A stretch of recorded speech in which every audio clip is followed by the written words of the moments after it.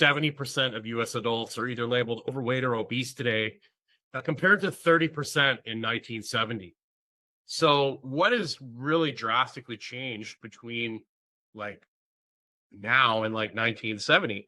And really, I mean, people will argue food and chemicals and all that stuff, and that's valid. But honestly, the average American in 1970 uh, was only spending about 55 to 65% of their time indoors, and they were only getting about 2 hours of screen time a day. They had TV, and you had limited channels. And honestly, at like 10 o'clock or 11 o'clock, the screen would just go to all bars. I'm dating myself by talking about that. So you couldn't be up till 3, 4 o'clock in the morning scrolling through all the average American today spends up to 8 hours on their phone or on a computer screen. So, what happens when we totally obliterate, people don't go outside. The average American spends 90% of their day indoors. What happens when we obliterate the circadian rhythm, the body's 24-hour clock? Essentially, the sun, your circadian rhythm literally runs your entire system. Your appetite regulation, your immune system, your hormones, your cognitive function is all decision making. This is all run with your circadian rhythm and sleep, your ability to manage stress. And so if you're basically, constantly on your phone, you never go outside, you never get natural light, and you're on your phone at night, you're destroying that entire system. And it's no wonder we have a whole generation of people that literally can't stop eating, because guess what? When you're sleep deprived, you don't make good choices. You can't shut off your appetite. And not only that, we've got an endless supply of tasty food that's really cheap, that you just keep eating and eating and eating. And we don't have people going outside and walking. They're basically just sitting around all day. A lot of people still go to the gym, but that intensity doesn't make up for getting outside and being active.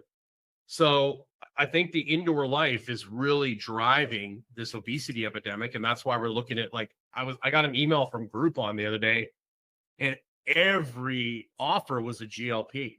And guess what? Your body produces GLPs naturally, and it helps regulate appetite. And guess what destroys your body's ability to produce GLP? Lack of sleep and stress, right? So, I'm not saying don't take a GLP. I'm probably going to do a video on that, because it's everywhere. Basically, if I was going to take one, how I would do it, because a lot of people are just going to take it. But if you don't change your habits and your lifestyle and you take the GLP, you're going to get yourself in really big trouble. So, there needs to be more stress, particularly they're talking about GLPs for children. It's like, we need to get them outside. We need to get them off the phone. We need to get them, healthy. Like, just taking a GLP for the rest of your life is not a good long-term strategy.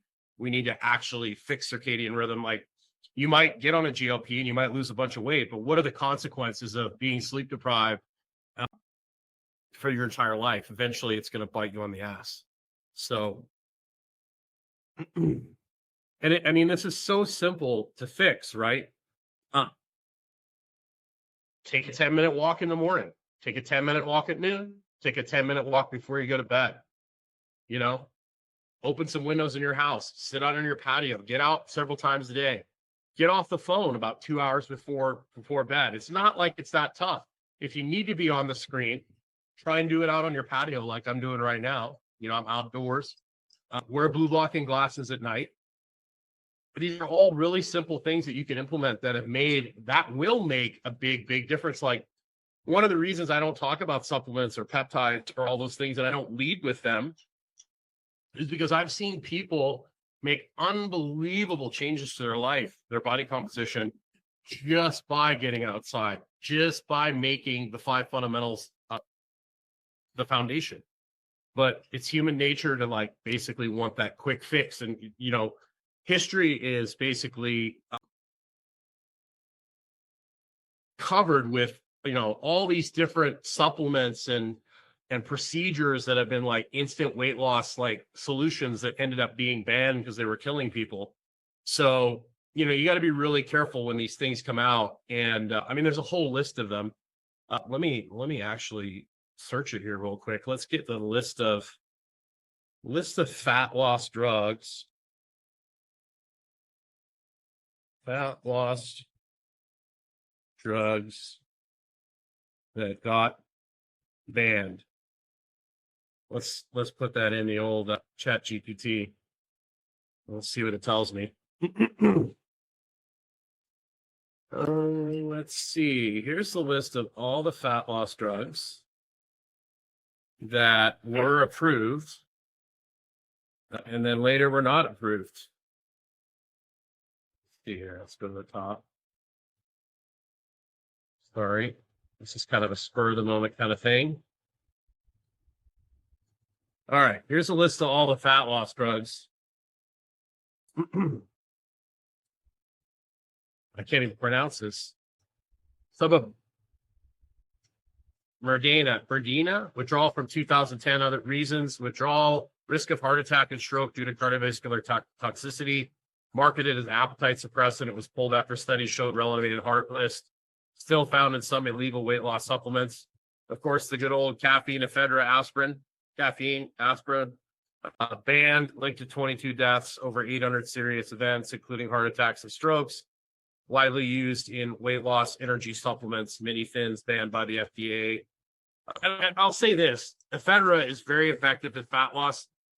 Most bodybuilders would just use it towards the end of their prep cycle just to get that difficult fat off. But a lot of people were just popping it and weren't changing their lifestyle. A lot of these things, if you use them as like a tool to kind of speed the process up for a short period of time, like you put it in for a couple weeks, like if you look at like a lot of my good friends over the years have been bodybuilders, and what they do is they sleep a lot if they're smart. They train hard and they sleep a lot, but they pull out like what coming from a contest standpoint, they'll pull out like the junk food, and then they'll make these changes over time. Like the first month they pull out the junk food, and then the second month they might reduce their calories a little bit, and then the third month they clean their diet up even more. They take the condiments out, and then the fifth, or the fourth or fifth month, when things start slowing down, then they add in some performance enhancing drugs.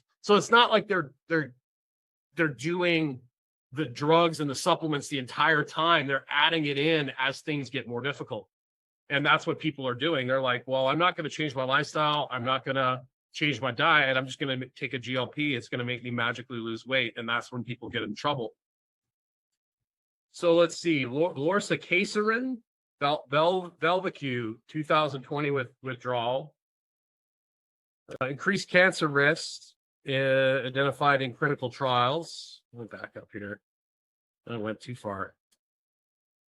But needless to say, I won't go all these things, but there's like 10 or 15 drugs that are listed on like with side effects of they're for fat loss, and they were withdrawn because they just found out they had massive side effects. And so with these peptides, with things like Ozempic and things like that, obviously the side effects are going to increase as you increase the dose. But a lot of these things that are being pushed, like we have the statin drugs that were pushed, now we're realizing that they have massive side effects. And not only that, when you lower cholesterol too much, it increases your risk of early death, dementia, diabetes, all sorts of other things. So a lot of times things that are pushed as quick fixes end up, being like, oh, that wasn't a good idea.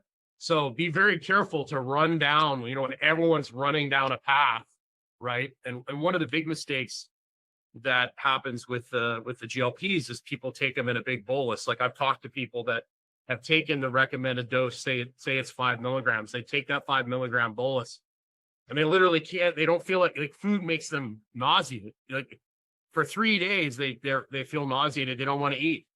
So the smarter way to do it, and I'm not a doctor, but if you were going to do it, you would microdose it. Maybe you would take 0.5 milligram every other day, right? So you wouldn't have that crazy appetite suppression, and you wouldn't get sick to your stomach, and you wouldn't have those side effects.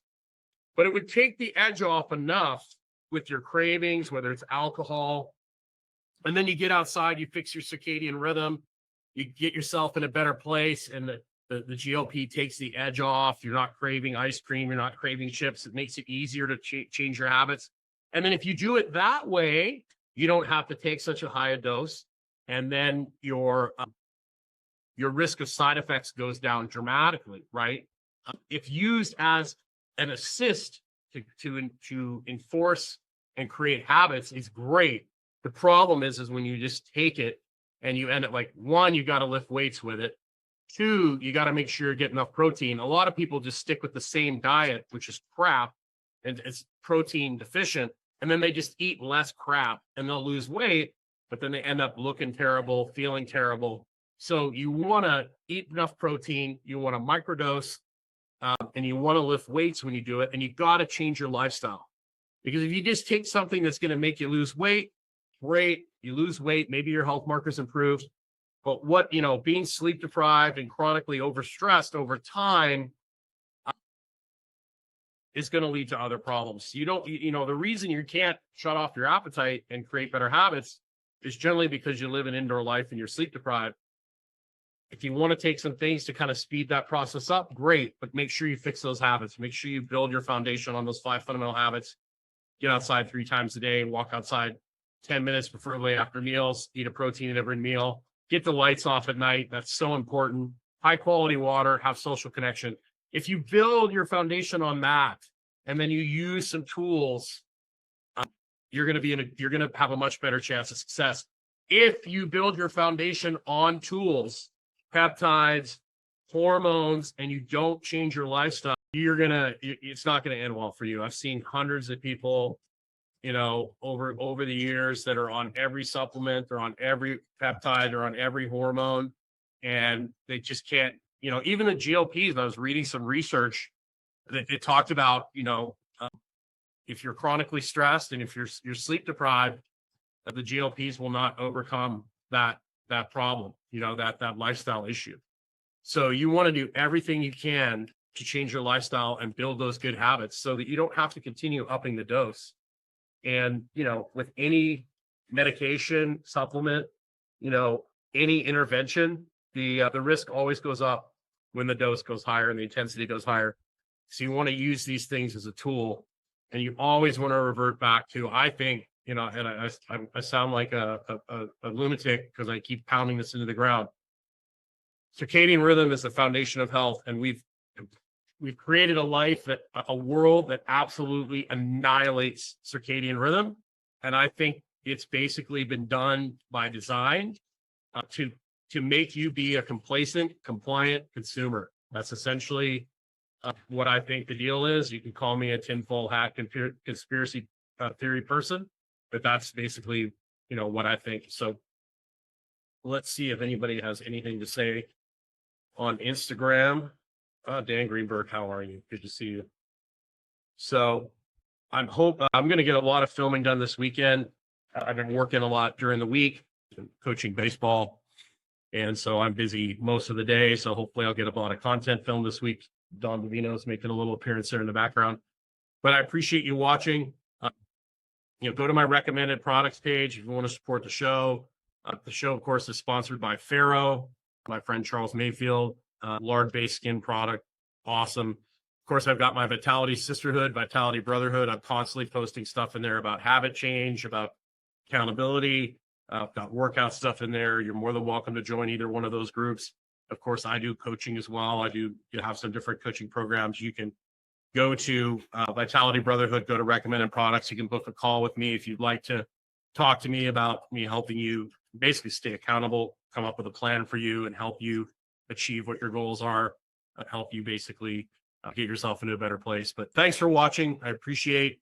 I'd love to hear what you think about my opinion on this. But if you compare America in the 1970s to America in 2025, and you just look at 70% of Americans being obese now, and only obese or overweight, only 20, 25, 30% in the 1970s, that's a massive change in a very short period of time. And I would say the number one thing that's changed, obviously there's more processed food and that stuff, but I would say the number one thing that's changed is, most Americans don't go outside at all, and most Americans are glued to a screen. So I think that's the Excuse me. I think I'm allergic to the grass here, but I think that's why most Americans tend to not make good decisions and tend to be human vacuum cleaners, because they're just living indoor life and they're constantly in front of a screen and they're constantly under this low level chronic stress. So we've got to get outside. We've got to take time to relax. We've got to build that foundation of fitness, that foundation of health. And then we got to add some lifting and things like that in there and get ourselves into a better place. We need to basically use this as a tool, put it away, manage it. Don't let it manage you. So have yourself a great day. We'll see you again soon. Don't forget to get outside.